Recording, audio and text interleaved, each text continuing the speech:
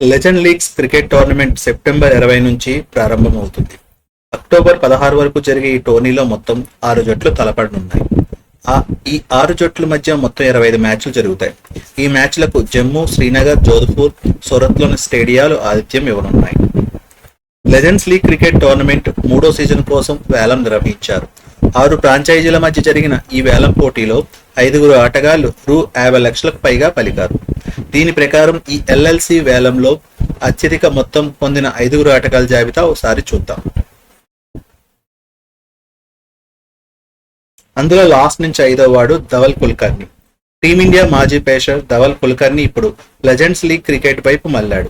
35 ఏళ్ల ధవల్ను India Capitals franchise రూ. 50 లక్షలకు తీసుకుంది. ఆ తర్వాత 4వ స్థానంలో రాస్ టేలర్. ఈ లెజెండ్స్ లీగ్ యాక్షన్లో న్యూజిలాండ్ మాజీ ఆల్రౌండర్ రాస్ టేలర్ కనిపించాడు. ప్రారంభంలో కొన్ని ఫ్రాంచైజీలు టేలర్ను కొనుగోలు చేసేందుకు ఆసక్తి చూపాయి. చివరకు కోనార్క్ సూర్యాస్ ఒడిశా జట్టు రూ. 50 లక్షలకు దక్కించుకుంది. ఆ తర్వాత 3వ వ్యక్తి డానియల్ క్రిస్టియన్. ఆస్ట్రేలియా మాజీ ఆల్రౌండర్ డానియల్ క్రిస్టియన్ ప్రపంచంలో అనేక లీగ్లలో ఆడిన అనుభవం ఉంది. ఇప్పుడు ఎల్ఎల్సిని ఆశ్రయించి క్రిస్టియన్ను మణిపాల్ టైగర్స్ 55,95,000కు కొనుగోలు చేసింది.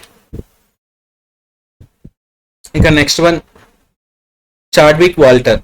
వెస్టిండీస్ మాజీ ఓపెనర్ చాడ్విక్ వాల్టన్ ఈసారి అర్బన్ రైజర్స్ హైదరాబాద్ ఫ్రాంచైజీ కొనుగోలు చేసింది. అది కూడా 60,30,000కు కొనుగోలు చేయడం గమనార్హం. ఇంకా ఫస్ట్ స్థానంలో ఉన్నది ఇషురు ఉదానా. ఈ లెజెండ్స్ లీగ్ వేలంలో Sri Lanka left arm pacer Isuru Udana అత్యధిక మొత్తాన్ని పొందాడు.